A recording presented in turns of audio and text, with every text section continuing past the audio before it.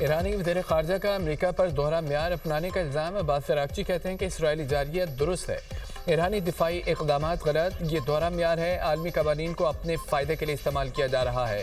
امریکہ غزہ میں اسرائیلی ناکہ بندی کی حمایت کرتا ہے، سیکیورٹی کے نام پر غزہ کی امداد میں رکاوٹیں کھڑی کی جاتی ہیں۔ وہی امریکہ ابنائے ہرمز میں ایران کے دفاعی اقدامات پر تنقید کر رہا ہے۔ ادھر عباس عراقچی سے قازقستان کے وزیر خارجہ کا رابطہ۔ مشرق وسطی کی صورتحال اور علاقائی امن و استحکام پر تبادلہ خیال۔ قازقستان کے وزیر خارجہ کا جنگ کے خاتمے پر زور، کہا کہ امن و استحکام کی بحالی کے لیے کردار ادا کرنے کے لیے تیار ہیں۔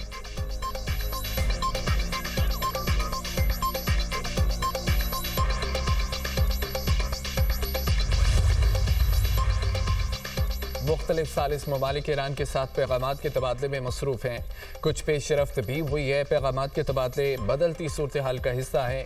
یہ حساس معاملہ ہے جس پر کھلے عام بات چیت نہیں کی جا سکتی۔ امریکی وزیر خارجہ مارکو روبیو کی صحافیوں سے گفتگو، کہا کہ ابنائے ہرمز سے توانائی کی ترسیل میں بتدریج اضافہ ہو رہا ہے۔ ایران ہراساں کرنا بند کر دے تو کل ہی ابنائے ہرمز کھل جائے گی۔ جن ممالک کے ابنائے ہرمز میں مفادات ہیں وہ آگے آئیں اور نپٹیں۔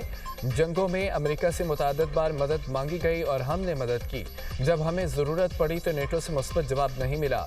ایران یورپ کی جنگ نہیں، ٹھیک ہے، یوکرین بھی ہماری جنگ نہیں۔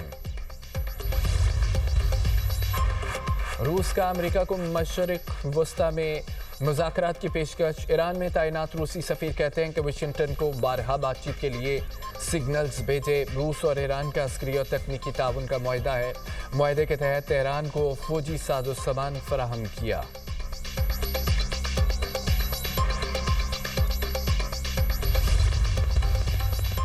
ایرانی پاسداران انقلاب کے نیوی کمانڈر علی رضا کو قتل کر دیا۔ اسرائیلی وزیر دفاع کا بڑا دعویٰ، امریکہ اور اسرائیل کی ایران میں بمباری۔ بندر عباس کے قریبی علاقے میں رہائشی عمارت تباہ ہو گئی۔ مشہد اور بیرجند میں دھماکے، شیراز میں 2 بچے شہید۔ ایران میں شہداء کی تعداد 1937 ہو گئی، 240 خواتین، 212 بچے بھی شامل۔ تہران میں پاکستانی سفارتخانے اور سفیر کے گھر کے قریب بمباری، پاکستانی سفارتخانہ اور سفیر کی رہائش گاہ محفوظ رہی۔ حزب اللہ کا جنوبی لبنان میں 7 اسرائیلی ٹینکوں کو نشانہ بنانے اور تل ابیب میں وزارت دفاع کے ہیڈ کوارٹرز پر راکٹ حملے کا دعویٰ۔ لبنان پر 2 مارچ سے اسرائیلی حملوں میں 1116 افراد جاں بحق ہو گئے، 3229 افراد زخمی ہوئے۔ لبنانی میڈیا کے مطابق اسرائیلی حملوں سے لبنان میں بغیر افراد کی تعداد 136۔ ایران کے اسرائیل اور امریکی تنصیبات پر میزائل اور ڈرون سے حملے، اسرائیل کے ملٹری کمانڈ کنٹرول سینٹر اور نیوکلیئر انفراسٹرکچر سے متعلق انڈسٹریز پر حملے۔ حیفا کی بندرگاہ پر حساس اور اسٹریٹجک مراکز کو ڈرون سے نشانہ بنانے کا بھی دعویٰ۔ ایران کا کہنا ہے کہ اسرائیلی بحری جہازوں کی تیاری کے مرکز پر بھی حملہ کیا گیا۔ تل ابیب پر میزائلوں کی بوچھاڑ کر دی گئی۔ کفر قاسم میں 5 صہیونی زخمی، املاک کو نقصان۔ بیت شمیس میں بھی تباہی، ابوظہبی میں میزائل کے ٹکڑے لگنے سے 2 افراد جاں بحق ہو گئے، 3 زخمی، کئی گاڑیاں تباہ۔ جاں بحق افراد میں 1 پاکستانی اور 1 بھارتی شہری شامل۔ عراق میں حملوں کے بعد امریکی سفارتخانے کا اپنا شہریوں کو فوری ملک چھوڑنے کا حکم۔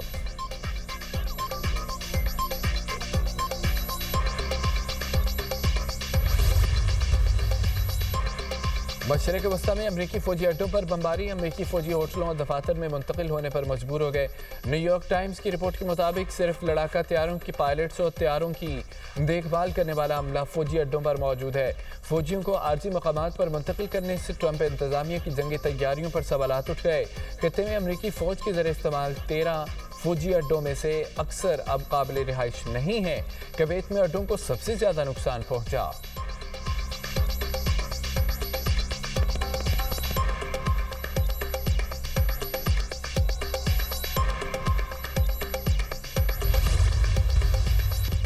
مشرق وسطی تنازع کے نتائج کی درست پیش گوئی کرنا مشکل ہے۔ جو تنازع میں شامل ہیں وہ خود بھی نتیجہ پوری طرح نہیں بتا سکتے۔ روسی صدر پیوٹن کی ماسکو میں تاجر رہنماؤں سے گفتگو، کہا کہ ایران جنگ کے نتائج اتنے ہی سنگین ہو سکتے ہیں جتنے کورونا وبا کے تھے۔ کورونا وبا سے تمام خطوں اور براعظموں کی ترقی سست ہو گئی تھی۔ تنازع سے بین الاقوامی لاجسٹک، پروڈکشن، سپلائی چینز کو نمایاں نقصان ہو رہا ہے۔ نقصان سے ہائیڈرو کاربن، دھاتوں اور کھاد کی کمپنیوں پر دباؤ بڑھ رہا ہے۔ روس کو چیلنجز سے نپٹنے کے لیے مضبوط و متحد ہونا ہوگا۔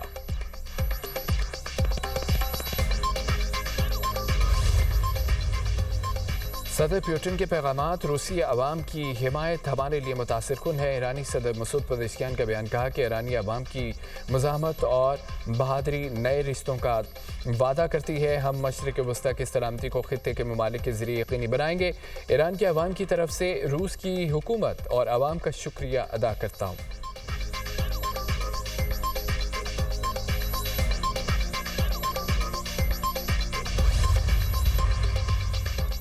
ईरान ने रेड लाइन अबूर कर ली। खलीज ताउन काउंसिल का तेहरान से हमले फौरी रोकने का मुतालबा। सेक्रेटरी जनरल खलीज ताउन काउंसिल जासिम मोहम्मद अल बुदूई ने कहा है कि ईरान के हमले ताल्लुकात में तब्दीली का सबब बने। ईरान जानबूझकर GCC ममालिक पर बराह रास्त हमले कर रहा है। मिसाइल और ड्रोन हमले से शहरी अहदाफ को नुकसान हुआ। कई अफराद जमहक हुए। शहरियों पर हमले आलमी कवानीन की खिलाफ वर्जी है। GCC को अपने दिफा का मुकम्मल हक हासिल है। पाकिस्तान में सऊदी सफ़ीर नवाब बिन सईद अल मालिकी ने कहा है कि सऊदी अरब और दीगर खलीजी ममालिक पर ईरानी हमले तशवीशनाक हैं। हमले खुद मुख्तारी रियासतों के खिलाफ बिला जवाज़ जारियत हैं। रिहायशी इलाकों, हवाई अड्डों और शहरी तनसीबात को निशाना बनाया गया। हमले बैनुल-अक़वामी कवानीन की खुली खिलाफ वर्जी हैं। ईरानी हमलों के खतरात आलमी मुआशी शारक बनाए हरमस तक फैल चुके हैं। ये तनाज़ा अब इलाकाई नहीं बल्कि आलमी बन चुका है। सऊदी सफ़ीर ने पाकिस्तान की अमन की कोशिशों को सराहा। कहा कि इलाकाई इस्तेहकाम के लिए की जाने वाली कोशिशों को कदर की निगाह से देखते हैं।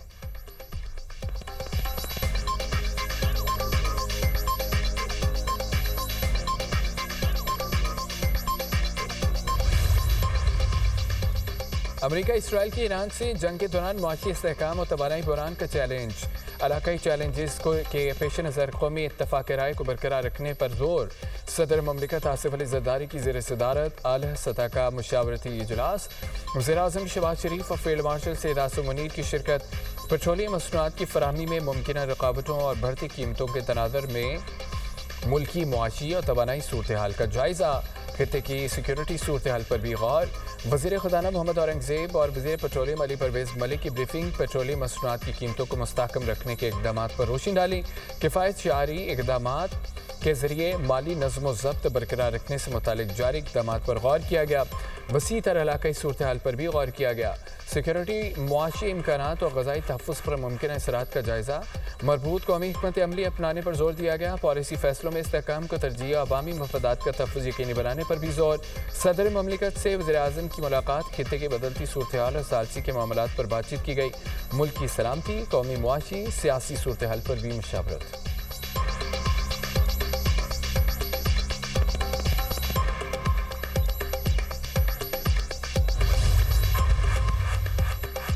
वज़ीर-ए-आज़म का मलेशियन हममनसब को फ़ोन। शहबाज शरीफ ने पाकिस्तान की सालसी कोशिशों पर अनवर इब्राहिम को इत्तेमाद में लिया। मलेशियन वज़ीर-ए-आज़म की पाकिस्तान की क़यादत की तारीफ़ और अमन कोशिशों में मुकम्मल हिमायत की पेशकश।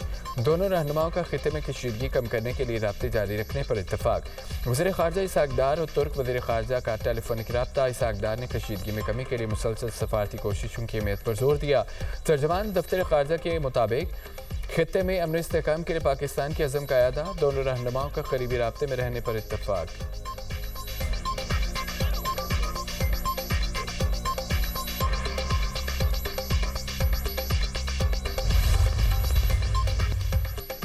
चेयरमैन PTI बैरिस्टर गौहर का कहना है कि बानी PTI के बेटों के बयान को मुतनाज़ा बनाने की कोशिश की गई। पहले भी बमला कह चुके हैं कि बानी PTI की रिहाई के लिए जो भी कोशिश होगी वो पाकिस्तान के आईन और कानून के तहत होगी। बानी के बच्चों का हक है कि वो अपने वालिद की रिहाई के लिए आवाज़ उठाएं।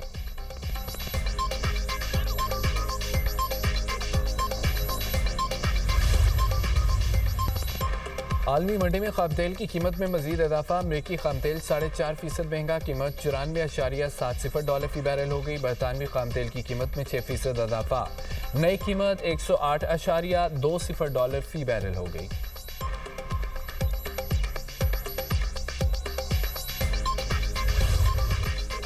रावलपिंडी में शादी की तकरीब में हवाई फायरिंग करने वाली दुल्हन मुश्किल में पड़ गई। थाना मंदरा के इलाके में दुल्हन ने शादी के तकरीब के दौरान फायरिंग की। सोशल मीडिया पर वीडियो वायरल होने पर मंदरा पुलिस की कार्रवाई। दूल्हा और दुल्हन के खिलाफ मुकदमा दर्ज। दुल्हन गिरफ्तार, दूल्हा फरार। पिस्तौल बरामद कर ली।